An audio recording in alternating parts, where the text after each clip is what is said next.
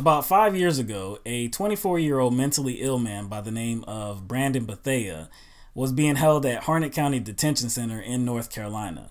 Now, Bethea ended up dying in police custody. An incident report stated that police officers had to deploy a taser to gain control of Bethea following an altercation. So 5 years later, the video finally surfaces, and we see exactly how Bethea met his demise, and it's very disturbing.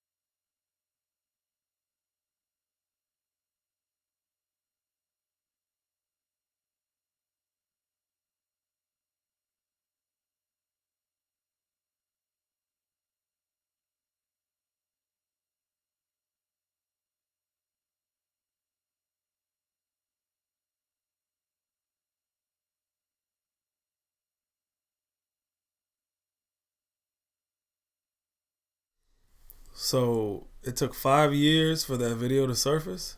Took 5 years, man, for the cover up to finally be exposed. 5 years. Well, I mean, who was doing most of the cover up, though? Who was the responsible party in the cover up? The police department.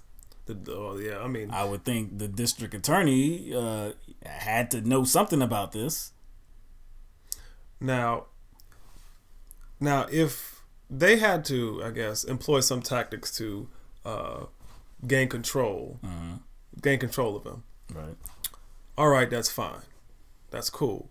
But if I'm the supervisor, right, and I want a report of what happened, I'm going to want more than, well, we had to deploy a taser to gain control of him. I want to know what were the details surrounding you having to use the taser. Right. Like, what kind of physical altercation led to that? I mean, there was... It sounds like they didn't even care. No. It didn't. It sounded like they didn't even care. The actual events that led to this incident was absolutely nothing. They took the handcuffs off of him. They led him to this padded cell. They took the handcuffs off of him. He backed up a little bit. He was just standing there. And they immediately deployed the taser. He fell, and then they wanted him to turn over. But that was after he had already gotten tased and being affected by the taser, and he got shot in the chest, right? Right. So, like, right close to his heart. So what do you expect? You expect someone to comply when they've been shot with a taser, and their body is probably, their nervous system is probably incapacitated. Yeah. Yes. And they wanted him to turn over to his back, and he couldn't. So they... tased him again. 2 more times. Ridiculous. And then they just left him there and said that, in the incident report too, they're saying, well, he's conscious, and he was conscious when we left him, but you can see that he wasn't very conscious for a long time. Yeah, he moved a little bit, but he ended up in a pretty stationary position with his arm just like that, and he was like that for about 20 minutes before they finally came back in to check up on him. So they were all in like the front area, lobby area where the counters are, lollygagging, just kind of socializing, just doing the business, whatever. Yeah, while he's in there dying. So they finally come back in, and they try to revive him now because he's obviously gone.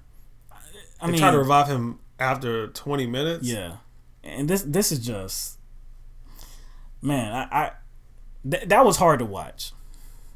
Well, I mean, and here's the thing.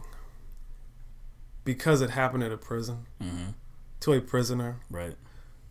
People are not going to value situations like this. And that's unfortunate. And, what's probably the case is, the law enforcement that, was in charge of that prison or of that is like a county jail. Yeah. All right. Most likely they view him in a particular way too. He is mentally disabled and he's a prisoner. So they're looking at that. So they probably don't regard his life He's a throwaway. the same. He's a throwaway.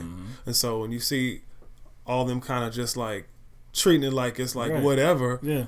That's how they really feel. That's how they really feel. It's just whatever. See, that's and see, if you are a good human being and you're a police officer and you're in that situation, if there were some good human beings in there at that time, why didn't they step up? Right. If they were good human beings in that situation, where were they? And see, that's what I'm saying. That's why I couldn't be in that situation, because you'd have to go against them. I would have to go against them. Right. And there was police officers at the time had even, they said that the officer that actually deployed the taser, they said it was because of an altercation, right? And because of this altercation, the officer, he had to go to the hospital as a result of this altercation. Was there any altercation that we saw on that video?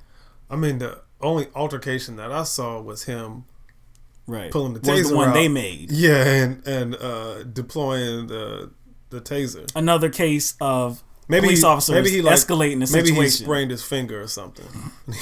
Really bad. This is abuse. It doesn't even matter what this guy did. We know that he was mentally ill, right? I don't know why he was locked up. I don't even care why he was locked up. While you're in custody of law enforcement, it doesn't matter what you do. Your life should still be regarded as a human life, and it has a right to be alive. And and think about this though, like, simply because you're in custody doesn't mean you're guilty though. How many people have been put in police custody that were not guilty? Right. So that's why it doesn't matter that he was in the county jail. This is a shame. And his family ended up suing the police department. Of course, it went to a settlement. They got $350,000.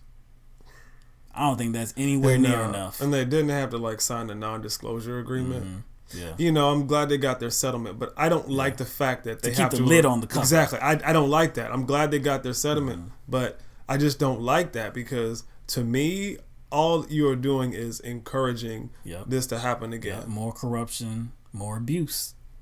By keeping this. It took 5 years for this video to be released, for this video to finally see the light of day, and for us to understand and witness the lack of appreciation for a human life.